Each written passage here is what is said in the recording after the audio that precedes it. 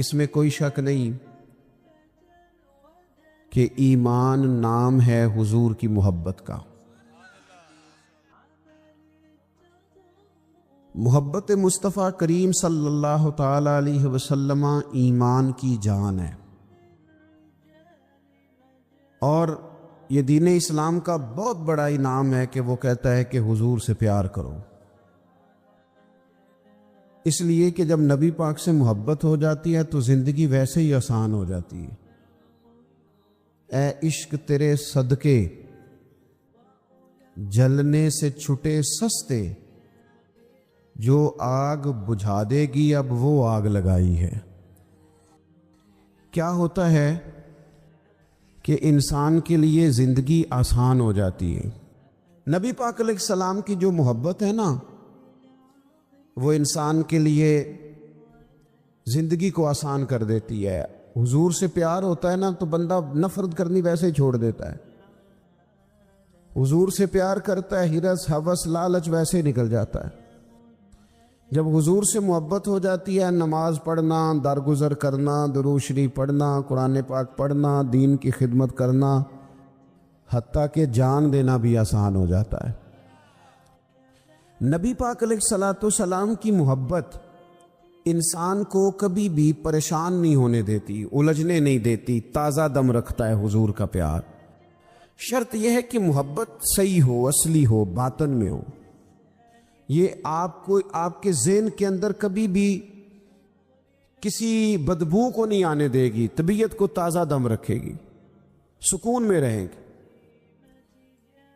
لیکن نبی پاک علیہ السلام کی محبت کے کچھ تقاضے ہیں، ان تقاضوں کو سمجھنا پڑے گا۔ بالخصوص امت اس وقت جس جگہ پہ کھڑی ہے، آپ دیکھیں کہ اتنی بربریت اور اس جیتے جاگتے دیکھتے ماحول میں کہ جس میں ہر چیز کیمرے کی آنکھ دیکھ رہی ہے، اس میں اس قدر زیادہ اسرائیل کی جارحیت، اس کے جواب میں دو تین تازیانے ہیں وہ سمجھنے والے۔ ایک ہے کہ میں کوئی جذباتی بات کروں گا، آپ اس کی تائید کر دیں گے۔ ایک ہے کہ پہلوؤں پر غور کرنے کا وقت ہے کہ اتنے کٹھن ماحول میں بھی اگر مسلم امہ کے لیڈر بیدار نہیں ہو رہے تو آپ کو پس منظر سمجھنا پڑے گا کہ ہم نے نبی پاک کی محبت کے تقاضوں کو نہیں سمجھا۔ حضور سے محبت ہے نا تو پھر نبی پاک کو تو سادہ طرز زندگی پسند ہے، حضور کو تو پسند نہیں ہے۔ اللہ کے محبوب نے تو دعا مانگ کے فقیری لی اللہ تعالیٰ سے۔ آپ کو پتہ ہے جب بندہ بہت زیادہ آسانیوں میں چلا جاتا ہے، بہت زیادہ اس کے پاس سہولیات ہو جاتی ہے، اس کا مرنے کو دل نہیں کرتا۔ خود نبی پاک علیہ السلام نے فرمایا قیامت کے قریب کافر تم پر جھپٹیں گے جس طرح بھوکے لوگ کھانے پر جھپٹتے ہیں۔ حضور کیوں، ہم تھوڑے ہوں گے؟ فرمایا نہیں، تمہیں دنیا سے محبت ہو جائے گی اور موت تمہیں بری لگے گی۔ اتنے بڑے بڑے بنگلے، عالی شان محلات، کس کا چھوڑ کے مرنے کو جی چاہتا ہے معاذ اللہ۔ نبی پاک کی محبت کا تقاضا سمجھو، ایسا نہیں کہ وہاں دولت آئی نہیں۔ حضور تو فرماتے ہیں کہ اللہ نے خزانوں کی کنجیاں میرے ہاتھ میں رکھ دی ہیں، لیکن میں نے عرض کیا مالک ایک وقت روٹی دینا اور ایک وقت کا فاقہ دینا۔ کنجیاں خزانوں کی اللہ نے دی۔ جب تک آپ اپنا طرز زندگی، یہ جو بہت دنیا کا پیار ہے نا، بہت زیادہ مرنے کی ہرس، یہ بہت زیادہ جینے کی ہرس تو اللہ تعالیٰ نے قرآن پاک میں یہودیوں کا طریقہ بیان کیا کہ وہ کبھی مرنے کی تمنا نہیں کریں گے کیونکہ جینے کی ہرس رکھتے ہیں۔ نبی پاک علیہ السلام کے غلاموں، طرز زندگی جب تک سادہ نہیں ہوتا اور جب تک یہ دنیا کے جھمیلوں سے کسی کو دولت دے کر پیچھے کر دیا جاتا ہے، کسی کو عہدہ دے کر چپ کرا دیا جاتا ہے، کسی کو اقتدار دے کر چپ کرا دیا جاتا ہے، رسول اللہ صلی اللہ علیہ وسلم کے سچے غلام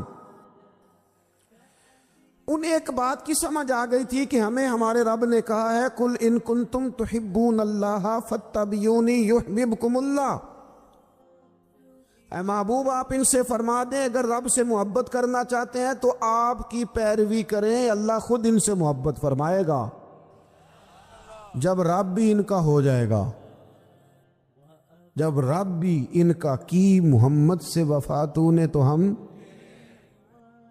یہ جہاں چیز ہے کیا، یہ لوح و قلم تیرے ہیں، اس کا کیا مطلب ہوا؟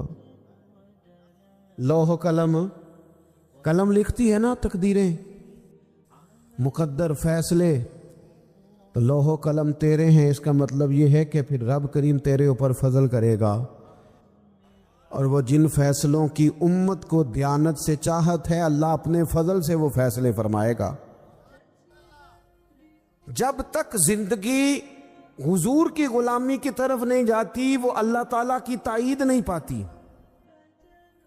حضرت عبداللہ ابن حذافہ رضی اللہ تعالیٰ عنہ کو رومیوں نے قید کر لیا تھا، اور جب رومی آپ کو قید کر رہے تھے، پکڑ رہے تھے، جنگ میں کچھ موڑ ایسا آ گیا کہ بظاہر مسلمانوں کے قدم پیچھے ہٹ رہے تھے، 1000 آدمی نے 100 آدمی نے مل کے آپ کے گرد گھیرا ڈالا اور بڑی مشکل سے آپ کو گرفتار کیا۔ جب بادشاہ کے سامنے لے گئے نا تو بادشاہ سے اس کا سپہ سالار کہنے لگا کہ بندہ ضائع کرنے والا نہیں، یہ بات سمجھیں آپ، ہماری طبیعت کے مطابق جو بندہ پورا نہیں اترتا ہم ضائع کر دیتے ہیں، حالانکہ اگر آپ کو مخالف صف میں بندہ کام کا نظر آئے تو آپ غور فرمائیں کہ یہ ہمارے قافلہ محبت میں کیسے شامل ہو سکتا ہے، اس کے لیے جد و جہد کریں تاکہ اس سے کام لیا جا سکے۔ اس نے کہا روم کے بادشاہ نے بندہ ضائع کرنے والا نہیں، وزیر نے کہا بادشاہ سے، اس نے کہا کیا کریں؟ کچھ ایسا کریں کہ یہ معاذ اللہ ہمارے دین میں آ جائے، اور قرآن مجید نے واضح کہہ دیا ہے کہ یہودی اور عیسائی تم سے راضی نہیں ہو سکتے حتی تتبع ملتہم، جب تک کہ تم ان کے دین کی پیروی نہ کرو، ان کو کسی طریقے سے معاذ اللہ عیسائی بنایا جائے۔ تو بادشاہ کہنے لگا 2-3 چیزیں ہیں جس سے کوئی بندہ بھی خریدا جا سکتا ہے، کر لیتے ہیں بات۔ اس نے سب سے پہلے حضرت عبداللہ ابن حذافہ سے کہا کہ جتنے پیسے آپ کہیں گے آپ کو ملیں گے، آپ اس دین میں آ جائیں معاذ اللہ۔ تو حضرت عبداللہ ابن حذافہ نا، کچھ لوگ بڑے سیانے ہوتے ہیں، بردبار ہوتے ہیں، بعض باتوں پر غصہ نہیں کرتے، ہنستے ہیں۔ حضرت عبداللہ ابن حذافہ ہنس پڑے، فرمانے لگے تجھے کس نے بادشاہ بنایا؟ تو بڑا بیوقوف آدمی ہے۔ اس نے کہا کیا مطلب؟ فرمانے لگے نادان، میں تو تلوار لے کے میدان میں آیا ہوں، مجھے دولت کمانی ہوتی میں تجارت کرتا، میں تجارت نہیں کر رہا، میں تو شہادت کے لیے نکلا ہوا ہوں، اور تو مجھے کہہ رہا ہے پیسے لے لے، کو عقل کی بات کر۔ اس نے دوسری بات کی، اس نے کہا کہ میں بادشاہ ہوں، میرے نیچے جتنے بھی عہدے ہیں، وزیر، مشیر، وزیر خزانہ، جو آپ عہدہ کہیں گے آپ کو دے دیا جائے گا، آپ اس طرف آ جائیں۔ تو حضرت عبداللہ ابن حذافہ کہنے لگے پھر کہتا ہوں تو بڑا نادان ہے۔ فرمانے لگے میں حضور کا صحابی ہوں، اور صحابی ہونے سے بڑا عہدہ دنیا میں ہے ہی کوئی نہیں۔ صحابہ وہ صحابہ جن کی ہر صبح عید ہوتی تھی، خدا کا قرب حاصل تھا، نبی کی دید ہوتی تھی۔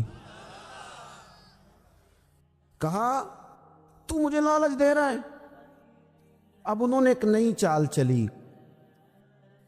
وزیر کہنے لگا کہ میں ایک اور طرح سے معاذ اللہ کوشش کرتا ہوں پگھلا دینے کی۔ آپ اندر کمرے میں قید تھے تو وہاں ایک خاتون کو بنا سنوار کر بھیج دیے گا۔ دوستو یاد رکھنا، تگڑا اور مضبوط جوان پتہ کون ہوتا ہے؟ جس کی نظریں پوری طرح اس کے کنٹرول میں ہوں، یہ علامت جوانی ہے۔ جس آدمی کا پوری طرح، 2 لوگ دنیا میں کبھی کوئی کارنامہ سر انجام نہیں دے سکتے، ایک جو حرام کھاتا ہو، ایک جس کی نظر ناپاک ہو۔ محمد بن قاسم جب یہاں آئے تھے نا تو ایک دن بڑے پریشان تھے، تو ایک بزرگ کہنے لگے آپ کیوں پریشان ہیں؟ کہنے لگے راجہ دہر سے مقابلہ ہے اور ہماری فوج تو سندھ کے رستے بھی نہیں جانتی، زبان بھی نہیں جانتی، لڑیں گے کیسے؟ 2-4 دن کے بعد ان بزرگوں کی دوبارہ محمد بن قاسم سے ملاقات ہوئی تو بڑے خوش تھے۔ کہا اب آپ کیوں خوش ہیں؟ کہنے لگے وہ میرا مقابلہ نہیں کر سکتا، میں نے تحقیق کر لی ہے۔ کہا کیوں؟ کہنے لگے نظر کا گندا ہے، اور جو نظر کے گندے ہوتے ہیں وہ میدانوں میں ٹھہرا نہیں کرتے۔ میدان کے لیے نکلنے کے لیے پاک جوانی کی ضرورت ہوتی، تطہیر مزاج ہونا ضروری ہوتا ہے، پاکیزہ افکار اور سچی اور سچی ستھری سوچوں کا ہونا ضروری ہوتا ہے۔ اس لیے فرمایا کہ میرا مقابلہ نہیں کر سکتا۔ حضرت عبداللہ ابن حذافہ کمرے میں تھے تو وزیر کی بیٹی اندر سجی سنوری پہنچ گئی۔ جیسے ہی آپ نے اس کفر کی چال کو دیکھا تو تیمم کر کے نفل شروع کیے۔ وہ ساری رات بیٹھی رہی، رب کا بندہ ساری رات عبادت کرتا رہا۔ عبادت بڑا سہارا ہے، مصلی بڑا سہارا ہے اللہ کے بندوں۔ صبح دروازہ کھولا، وزیر نے اپنی بچی سے پوچھنا چاہتا تھا رزلٹ کیا نکلا، تو وہ کہنے لگی پیچھے ہٹ جا، اب تیرا میرا تعلق کوئی نہیں، میں نے نبی پاک کا کلمہ پڑھ لیا۔ اس نے کہا میں نے بھی زمانہ دیکھا ہے، پر یہ کیا لوگ ہیں کستوری کے بنے ہوئے، سندل سے دھلے ہوئے ہیں، کہ میں ساری رات کمرے میں رہی اور 100 اور 1000 آدمی جس جوان کا مقابلہ نہ کر سکے، اتنا طاقتور جوان کمرے میں رہا اور اسے نظر اٹھا کے نہ دیکھا۔ او کچا رنگ للاری والا جڑا چڑھدا تے لیندا رہندا ہے، اے عشق تیرے دا رنگ محمد چڑھیا پھر نہیں لیندا۔ میں کہا ایک دفعہ نظر اٹھا کے نہیں دیکھا، کمال ہو گئی۔ اتنے بڑے لوگ، اتنی بڑی سعادت مندی، فیروز بختی، معاملہ فہمی، حد ہو گئی۔ اللہ اکبر۔ دوستو، بادشاہ جب پوری طرح ہار گیا نا، اس نے کہا مار دو۔ تیل گرم کیا ایک کڑاہی میں، اور جب آپ کو اس میں ڈالنے لگے تو آپ کی آنکھوں میں آنسو آ گئے۔ بادشاہ کا خیال ہوا شاید نرم ہو گئے ہیں، کہنے لگا روئے کیوں؟ فرمانے لگے سوچتا ہوں جان ہی ایک ہے، کتنا مزہ ہے اس کی راہ میں جان دینے کا، کتنی لذت ہے اس کے نام پر مرنے میں، کتنا لطف ہے جے تو چڑھیا اٹھے دار بھی نہیں، تے جے تو وکیا عشق بازار بھی نہیں، تے ایڈا سستا سودا پیار بھی نہیں، تے ایڈا سستا لبدا یار بھی نہیں۔ کئی جنگل گانے پیندے نی، کئی دوزخ لنگنے پیندے نی، جے وہ اس ملوں بھی مل جاوے، ایدوں سستا ہور بپار بھی نہیں، تے کچھ سمجھ نہ آوے لوکانوں وہ کادے نال شہید کرے، ڈٹھی یار دے ہاتھ تلوار بھی نہیں، پر او دا خالی جاندہ وار بھی نہیں۔ کہنے لگے ایک جان ہے نا، تو دل کرتا ہے ہزاروں ہوتی تو ایک ایک کر کے محبوب کے نام پہ قربان کرتا، جب میرے پاس ہے ہی ایک، کروں کیا؟ حضرت عبداللہ ابن حذافہ رضی اللہ تعالیٰ عنہ جب روئے اور بادشاہ نے یہ بات سنی تو بادشاہ اٹھ کے کھڑا ہو گیا، سارے وزیروں مشیروں کو کہنے لگا تم نے کہا تھا نا بندہ ضائع کرنے والا نہیں، یہ بھی ضائع کرنے والا نہیں۔ کہنے لگا میرا ماتھا چومو، تم جیسے لوگوں کو قتل نہیں کرنا چاہیے، آزاد کرنا چاہیے۔ عزیز، اپنی زندگی سے نا یہ بہت زیادہ ہرس، ہوس، طمع، اور یہ کسی بات کی بھی ہو، ہرس صرف پیسوں کی نہیں ہوتی، شہرت کی بھی ہوتی ہے، یہ بیماری انسان کو اقتدار کی بھی ہوتی ہے، تعریف کی بھی بیماری ہوتی، یہ سارے نقص ہوتے ہیں لوگوں کو، اور معاذ اللہ بعض جبوں کبوں کے اندر بھی ہوتے ہیں، وہاں بھی پنپتے۔ اپنی زندگی جب تک اس سادگی میں نہیں لاؤ گے جو رسول پاک نے عطا فرمائی ہے، جب لوگ آسانیوں میں پوری طرح الجھ گئے تو پھر وہ دور ہوئے اور کفر چڑھ گیا، دوسری بات، اللہ کے محبوب صلی اللہ تعالی علیہ وسلم کی محبت ہم سے تقاضا کرتی ہے کہ ہم اس مشن کے لیے کام کریں جس مشن کے لیے رسول پاک نے کام فرمایا ہے۔ ہم سارے کام بڑی مضبوطی سے، سوچ سمجھ کے، تدبر سے، حکمت سے، تقاضوں کو مد نظر رکھتے ہوئے کرتے ہیں سارے کام۔ دین کے کام میں ہمارا مزاج نہیں ہوتا، او ہو جائے گا جی، آپ بسم اللہ پڑھیں جی، شروع کریں جی۔ آپ تقاضوں کو سمجھیں، چیزوں کو دبائیں نہیں، چیزوں پر غور کریں۔ کسی کے ذہن کی سطح پر سوال ابھرتا ہے، اس کا تسلی بخش جواب دیں۔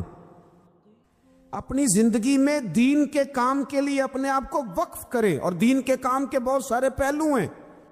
ہزاروں لوگوں کو قرآن پاک ٹھیک پڑھنا نہیں آتا، ہزارہا لوگ ہیں جو قرآن مجید کے مطالب سے آگاہ نہیں ہیں، دین کی بنیادی ضروریات سے لوگ نابلد ہیں۔ میں آپ کو کس طرح یہ بات سمجھاؤں کہ ہزاروں کی تعداد میں طلاقیں اس لیے ہوتی ہیں کہ مردوں کو طلاق کے مسئلے نہیں آتے، انہیں پتہ نہیں ہے کہ مجھے حقوق زوجین کے معاملے میں کیسے چلنا۔ ڈھیر سارے گھروں میں تباہی اس لیے ہے کہ تربیت اولاد کا دینی منہج ہمیں نہیں پتا۔ اپنا حصہ ملائیں دین کے کام میں۔ ایک آدمی کو اگر تو نمازی کرنے میں کامیاب ہو گیا، تیری زندگی بدل گئی۔ وہ دین بیزار لوگ جو ہمارے بیچ بیٹھ کے ہماری نوجوان نسل کو پگڑی اور داڑھی کا نام لے کے بنیادی طور پر دین سے دور کرتے ہیں، ایسے نوجوانوں کو دین کا پیغام محبت دے کر دین کے قریب کرنا ہماری ڈیوٹیوں کا حصہ ہے۔ ہمیں ذمہ داری کا احساس کرنا پڑے گا، ہمیں یہ خاص قدم اٹھانا پڑے گا، توجہ دینی پڑے گی۔ مساجد، مدارس، میں آپ سے عرض کروں، اتنی ڈٹ کے مخالفت ہوتی ہے نا مدرسوں کی، اتنی ڈٹ کے۔ میں ادارہ چلاتا ہوں، اس کے چلانے میں جو مشکلات ہیں وہ تو ہم بتا نہیں سکتے آپ کو، اس لیے کہ میری قوم، میرا اس قوم سے تعلق ہے جو نعت خواں امیر کرنا چاہتی ہے، مدرسے نہیں۔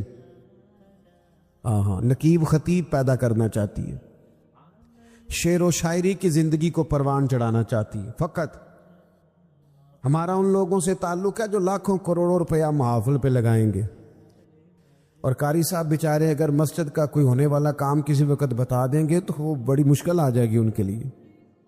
یہ کیسے ہو سکتا ہے، آپ نے یہ ڈیوٹی بتا دی؟ مدارس، اور جتنا اہم رول دین کو پھیلانے میں مدارس اسلامیہ کا ہے، اتنی زبردست۔ لوگوں کا خیال ہوتا ہے میری طرح کے لوگ شاید کام کرتے ہیں، ڈیوٹی کرتے ہیں۔ یہ 10-15 لوگ آپ کو نظر آتے ہیں جو آپ کو کہیں میڈیا پر یا ادھر ادھر ڈیوٹی کرتے، مخلص لوگ اپنی جگہ پہ، وہ بھی بڑا ہی کام کر رہے ہیں، جو میڈیا پہ آ کے بھی اخلاص سے اور درد دل سے کو دین کی، ان کی بھی کسی بات کی حوصلہ شکنی نہیں۔ لیکن ہزارہا اساتذہ جو مدارس میں بیٹھ کے پڑھاتے ہیں، انہوں نے وہ سارے لوگ تیار، آپ سمجھ نہیں سکتے کتنا بڑا کام۔ حفظ کا استاد جو ہوتا ہے نا، اس کی ڈیوٹی 24 گھنٹے ہوتی ہے، فجر سے پہلے، اور اس نے بچوں کو اٹھانا ہے۔ تنخواہ تو ہم انہیں دینا نہیں نہ چاہتے جی، تنخواہ نہیں دی انہوں نے، ہمیں مولوی امیر نہ ہو جانا۔ مولوی نو تے سوٹ بھی 27ویں والی رات دے ہے تاکہ کدھر سوان کے عید والے دن پا نہ لوے، کیونکہ 27ویں تو بعد تے درزی پھڑتا ہی کوئی نہیں، کیوں حضرت؟ ایسا ہی ہے نا، اس وقت تو نہیں نہ لیتا۔ تو ہم چاہتے ہیں مولوی ہماری مرضی کے ہماری طرح کا سوٹ نہ پہن لے۔ مدارس کی مضبوطی آپ یہ دیکھ لیں، یہ صلاح الدین ایوبی کا تعلق بھلا کس چیز سے تھا؟ غوث اعظم کے مدرسے سے۔ حضور غوث اعظم کے مریدوں کی جماعت اس کے ساتھ شامل تھی۔ کون لوگ تھے جنہوں نے مدارس سے فیض پایا؟ رازی اور غزالی، حضور غوث اعظم، خواجہ اجمیر، یہ سب لوگ مدارس کے لوگ ہیں۔ کمزوریاں ہیں، غلطیاں ہیں، بہت ساری چیزوں کی اصلاح کی ضرورت ہے، لیکن یہ دین کا بہت بڑا قلعہ ہوتا ہے مدرسہ، لیکن اس کی مخالفت کی جاتی ہے۔ مجھے بتائیے، اگر مدرسوں میں کمزوریاں ہیں تو کالجوں یونیورسٹیوں میں نہیں ہیں؟ ہم نے کبھی مخالفت کیا بند کر دو سارے؟ لیکن لوگوں کا جب خیال آتا ہے، جب ہمارے سابقہ وزیر صاحب تھے سر راہ، کسی دعوت میں میری ان سے ملاقات ہو گئی تو انہوں نے کہا مدرسوں کا کردار کیا ہے آج کے ماحول میں؟ میں نے انہیں کہا کہ مختلف کورسز آپ کراتے ہیں نا، تو اس کے لیے پھر مختلف ویکینسیز ہوتی ہیں، جہاں بچوں کو مدرسے کا کورس کرایا جاتا ہے تو استاد بننا ہوتا ہے، اس نے خطیب بننا ہوتا ہے، مسجد کی ڈیوٹی کرنی ہوتی ہے۔ میں نے کہا بالکل کوئی حکومت سرپرستی نہیں کرتی، لیکن اللہ کا فضل ہے۔ کبھی آپ نے حکومت سے سنی ہے جس میں جمعے والے دن مولوی نہ ملا ہو جمعہ پڑھانے کے لیے؟ کبھی آپ کو رمضان میں ایسی مسجد ملی ہے جس میں قرآن مجید سنانے کے لیے حافظ نہ ملا ہو؟ یہ ہو سکتا ہے کسی حافظ کو مسجد نہ ملے۔ تو مدارس کے ذمے جو کام تھا مدارس نے جم کے کیا ہے اور ڈٹ کے کیا اللہ کے فضل سے۔ اور مدارس کے لوگوں کو بھی کمزور نہیں پڑنا چاہیے، کبھی کسی وزیر مشیر مالدار کے روب میں نہیں آنا چاہیے، قطعاً نہیں۔ کیوں؟ کہ یہ وہ عظیم لوگ ہیں رسول اللہ صلی اللہ علیہ وسلم کے دین کے غلام، کہ ابھی ایک لفظ نہیں پڑا ہوتا الف با تا سا، پہلے دن گھر سے نکلتے ہیں تو حضور فرماتے ہیں اللہ کے فرشتے ان کے پیروں کے نیچے پر بچھا بھی دیتے ہیں، پہلے دن اتنا بڑا اعزاز ملتا ہے۔ تو حضور کی محبت کا تقاضا ہے، دین کا کوئی کام کیا جائے۔ ایک خاتون مسجد نبوی شریف میں جھاڑو دیتی تھی، پر کوئی کام تو کرتی تھی نا۔ اور کس مسجد میں؟ جہاں 70,000 فرشتے صبح آتے ہیں، 70 شام آتے ہیں، اس مسجد میں وہ خاتون جھاڑو دیتی تھی۔ بخاری ہے، جب ان کا انتقال ہو گیا صحابہ نے سوچا کہ حضور کو تکلیف ہوگی، بغیر بتائے جنازہ پڑھ دیا۔ حضور صبح تشریف لائے، تازی قبر دیکھی، اور محبوب وہ ہیں جو فرش پہ کھڑے ہو کے عرش کی خبریں دیتے ہیں۔ نبی پاک علیہ الصلوۃ والسلام نے فرمایا کہ مجھے اطلاع کیوں نہیں دی اس کے انتقال کی؟ یہ کرم دیکھو، کوئی ڈیوٹی تو کرتی تھی نا یار، پر خلوص سے، پر پیار سے، پر اللہ کو راضی کرنے کے لیے، پر درد دل سے۔ اور دین کی ڈیوٹیاں کرنے والے دوستو سنو، حضور صبح آئے، قبر کو دیکھ کر فرمایا مجھے کیوں نہیں بتایا؟ یا رسول اللہ آپ کو تکلیف دینا مناسب نہ جانا؟ تو قبر پہ کھڑے ہو کے حضور نے فرمایا صف بناؤ، میں دوبارہ جنازہ پڑھاؤں گا۔ صف بناؤ، میں دوبارہ جنازہ پڑھاؤں گا۔ کوئی ڈیوٹی تو۔ تیسرا تقاضا حضور کی محبت کا، سمجھو میں بس بڑی جلدی بات سمیٹنے لگا ہوں، حضور کی امت سے پیار کرو، یہ نبی پاک کی محبت کا تقاضا ہے۔ حضور اس بندے سے بڑے راضی ہوتے ہیں جو حضور کی امت سے پیار کرتا ہے۔ آپ کو پتہ ہے حضرت جبریل امین علیہ السلام نے معراج کی رات حضور علیہ الصلوۃ والسلام سے عرض کی تھی کہ اللہ کی بارگاہ میں عرض کیجئے گا میری بھی ڈیوٹی لگ جائے آپ کی امت کے ساتھ محبت کرنے پر۔ تو یہ کیوں کہا تھا انہوں نے؟ علماء نے لکھا اس لیے کہا تھا کہ حضرت جبریل بھی جانتے ہیں کہ حضور کی امت سے محبت کی بات کی جائے نا تو نبی پاک راضی ہوتے ہیں۔ امت سے پیار کرو گے نا، امت سے ایک صرف بات کا خیال رکھنا، عقیدہ برا ہو تو بات دوسری ہے، ورنہ میرے محبوب کی امت کا ایک ایک شخص جو مدینے والے کا کلمہ پڑھتا ہے، جو حضور کا غلام ہے، اس کے بارے میں اپنے دل میں گنجائش رکھنا، پیار رکھنا، وارفتگی رکھنا۔ اور دوستو یہاں لوگ کس طرح گروہوں کو، جماعتوں کو سپورٹ کرتے ہیں۔ نبی پاک نے اس امت کی کثرت پر فخر بیان کیا، اور حضور فرمانے لگے 120 صفیں جنتیوں کی ہوں گی، قیامت میں 80 صفیں صرف میری امت کی ہوں گی، میں کثرت امت پر فخر کروں گا۔ ان لوگوں سے پیار کرنا ہے، ان کے دکھ درد کو سمجھنا ہے۔ پتہ ہے آج کیا ہوتا ہے؟ آج ہمیں نا مختلف چھوٹے چھوٹے ملکوں میں بانٹ دیا گیا، تو ہم کسی دوسرے مسلمان بھائی کا درد نہیں محسوس کرتے، ہم گھروں میں نہیں محسوس کرتے۔ پڑوسی پر ظلم ہو رہا ہو تو ہم کہنے پتر ساڈا نہیں مسئلہ، یہ مسئلہ ہے، تینوں کی لگے۔ حالانکہ پڑوسی کی آگ اس لیے بھی کسی وقت بجھا دینی چاہیے کہ پڑوسی کی نہ بجھائی جائے تو اپنا گھر بھی زاد میں آ جاتا۔ آج امت مسلمہ سے ہمیں بس لگا دیا گیا اپنے حصے کی روٹی کماؤ، اپنے حصے کی کوٹھی بناؤ، اپنے حصے کی گاڑی خریدو، اپنے حصے کا کام کرو۔ امت کا درد، امت کی بات، وحدت امت کا تصور، امت کا دوبارہ سے وہ شان، ارسل رسولہ بالہدی والدین الحق لیظہرہ علی الدین کلہ، وہ تصور کب ہوگا؟ اس وقت ہوگا جب ہم بات امت کی کریں گے۔ نبی پاک علیہ السلام نے فرمایا مسلمان کی مثال ایک جسم کی طرح ہے، جسم کے ایک حصے کو تکلیف ہو تو سارا آزمائش میں آ جاتا ہے۔ مجھے بتاؤ یہ انگلی درد کرتی ہو، یہ انگلی جسم کا حصہ ہے نا، تو میرا خیال ہے دماغ یہ کہہ دے گا کہ انگلی کی درد ہے نا مینوں کی لگے، دل کہہ دے گا کوئی نہیں ٹینشن لینی، انگلی کا مسئلہ ہے نا۔ ایسا نہیں ہوتا، بلکہ جب انگلی میں درد ہوتی ہے تو دماغ منصوبہ بندی کرتا ہے کہ اس کا علاج کیسے ہو سکتا ہے، دل پریشان ہوتا ہے، پیر چل کے جاتے، ہاتھ وہ دوائی وصول کرتے، دانت اسے چبا کر، حلق اسے نگل کر، معدہ اسے ذخیرہ کر کے جسم میں پھیلاتا ہے، پھر جا کے انگلی شفا پذیر ہوتی ہے۔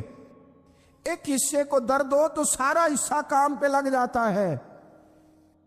اسرائیل اگر تکلیف دے رہا ہے فلسطینیوں کو تو ہونا چاہیے تھا نا بعض مسلمان حکمرانوں کو نیند نہ آتی، وہ درد دل محسوس کرتے۔ ہونا چاہیے تھا نا کہ بعض لوگ یہاں ہم کیا کرتے ہیں بھلا بیٹھ کے، اب تو مجھے بعض چیزوں سے کوفت بھی ہونے لگا، ہم دیتے ہیں بیان، مذمت۔ آپ کے بیان دینے سے کیا ہوگا؟ فلانے نے بھی بیان دے دیا، فلانے نے بھی کلپ دے دیا، یہ کیا کر رہے ہیں؟ یہ تو آپ زندہ رہنا چاہتے ہیں۔ وہ جس طرح آج کل ہمارے ہاں بہت ساری چونکہ جماعتیں ہیں تو کشمیر ڈے آتا ہے نا تو مل کے ریلی نہیں نکالی جا سکتی، سوال نہیں پیدا ہوتا، کیونکہ ہمیں جماعتوں کو زندہ رکھنا ہے۔ اس جماعت کی خبر الگ لگنی چاہیے، اس جماعت کی خبر الگ، تو ایسے کوئی انقلاب آئے گا؟ یاد رکھنا امت کو پوری کو ایک طاقتور آواز بننا پڑے گا۔ ہمیں تھوڑا تھوڑا اوپر اٹھ کے سوچنا پڑے گا۔ خدا را اللہ تعالیٰ مجھے معاف کرے اگر کوئی بات میں ستی کر رہا ہوں، دل کی گہرائی سے عرض کرتا ہوں اب تو بڑا سخت وقت آ گیا۔ اب چونکہ اب تو کیمرے کی آنکھ آئی ہے تو وہ زخمی بچے دیکھے نہیں جاتے، وہ تڑپتی مائیں دیکھی نہیں جاتی، وہ سسکتی اور آواز دیتی بیٹیاں سنی نہیں جاتی۔ وہ آوازیں ایسی ہیں جیسے وہ رات کے سناٹوں میں چیخیں بن کے لوگوں کو جگایا کریں گی۔ خدا را کچھ جرم ایسے ہوتے ہیں جن کی سزائیں بڑی سخت ہوتی ہیں، جن کی معافی بڑی مشکل سے ہوتی۔ اپنے اندر جذبہ ایمانی پیدا کریں۔ اور میرے دوستو بستر پر بھی تو لوگ ماری جایا کرتے ہیں نا۔ اپنی زندگی رسول اللہ صلی اللہ علیہ وسلم کے دین کے نام کرو۔ جذبہ جہاد، شوق شہادت اور عشق رسول، یہ عناصر ہیں جو امت مسلمہ کو پیروں پر کھڑا کریں گے۔ 2 منٹ کے لیے سوچو، امت اگر اسی طرح کٹتی رہی، پریشان رہی، دکھتی رہی اور باری باری کر کے، اقبال نے کیا کہا تھا؟ اس نے کہا تھا وطنوں میں، انہوں نے کہا تھا کہ ان تازہ خداؤں میں بڑا سب سے وطن ہے، جو پیرہن اس کا ہے وہ مذہب کا کفن ہے۔ تو اقبال ہم کیا کریں؟ کہنے لگے بازو تیرا توحید کی قوت سے قوی ہے، اسلام تیرا دیس ہے، کیونکہ تو مصطفی ہے۔ تو بحیثیت مسلمان سوچنا شروع کر، بحیثیت مسلمان، اور یوں تو سید بھی ہو، مرزا بھی ہو، افغان بھی ہو، تم سبھی کچھ ہو، بتاؤ کہ مسلمان بھی ہو۔ تمہارے اندر کہیں سے کوئی مومن بھی بولتا ہے کہ نہیں؟ علاقائی تعصبات اور ملکی سرحدوں میں قید ہو جانے والوں، تم ایک نبی کی امت ہو۔ کیوں نہیں سمجھتے؟ جب کشمیر کی بیٹی روتی ہے تو مدینے والے محبوب پاک علیہ السلام کی امت کی بیٹی روتی، جب فلسطین کی بیٹی روتی ہے تو امت کی بیٹیاں روتی۔ خدا را کچھ درد دل اپنی طبیعت میں پیدا کریں۔ میں حکمرانوں کی بات نہیں کرتا، میں تمام لوگوں سے ایسے تبصرے سنتا ہوں جو نہیں کرنے چاہیے۔ اور نہیں جی نہیں، دوسرا رخ بھی دیکھو، عام آدمی اٹھ کے، عام لوگ بھی یہ خطرناک سوچیں اور ان سے خوفناک نتائج برآمد ہوں گے۔ تو 3 باتیں میں نے آپ کی خدمت میں عرض کی ہیں۔ ایک تو کوشش کریں اپنی زندگی کے اندر کہ زندگی کو سادہ کریں، پیسہ ضرور کمائیں لیکن پیسے سے پیار نہ کرو، پیار تو مدینے والے رسول سے کرنا۔ دولت، ہرس، ہوس، طمع، ان سے باہر آؤ۔ اور دوسری گزارش آپ کی خدمت میں یہ عرض کی ہے، کچھ نہ کچھ دین کا کام، اور اس میں بھی شہرتوں سے بچتے ہوئے، تصویروں سے بچتے ہوئے۔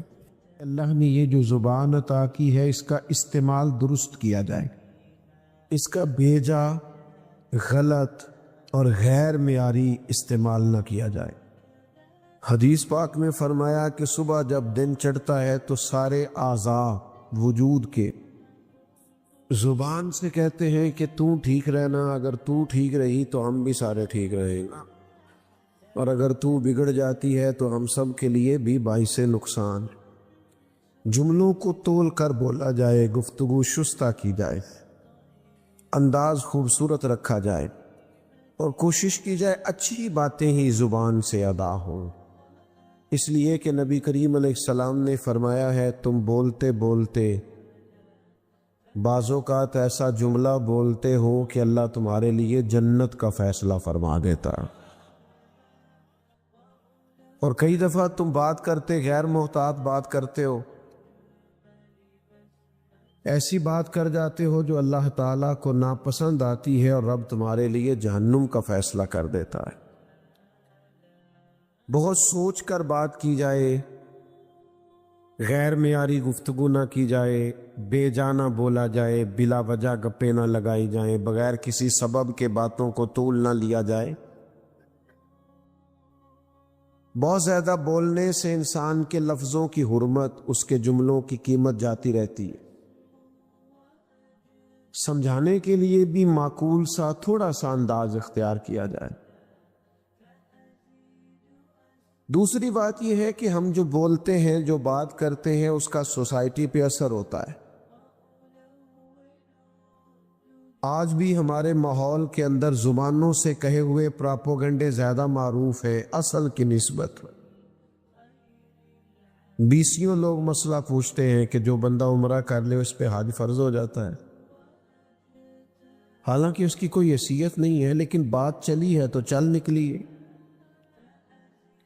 ڈھیر ساری باتیں ہیں جو ہم کرتے ہیں تو وہ معاشرے میں پھیلنے لگتے، اصل سے زیادہ بعض اوقات ہمارے ملک کے اندر اتنی غلطیاں، اتنی کمزوریاں نہیں ہیں جتنی پراپوگنڈے کی وجہ سے کر دی گئی۔ اتنے حالات خراب نہیں ہیں، میرے ملک میں رہنے والے لوگ برے نہیں ہیں، لیکن پراپوگنڈا ہے، زور شور ہے، توہین ہے۔ آج بھی لوگ ایک دوسرے سے پیار کرتے ہیں۔ ہم جو بولتے ہیں اس کا اثر ہوتا ہے معاشرے پہ۔ آپ اگر سوسائٹی کے اندر یہ باتیں پھیلانی شروع کر دیں، چھوڑو یار تو کس اخلاق کی بات کرتا ہے،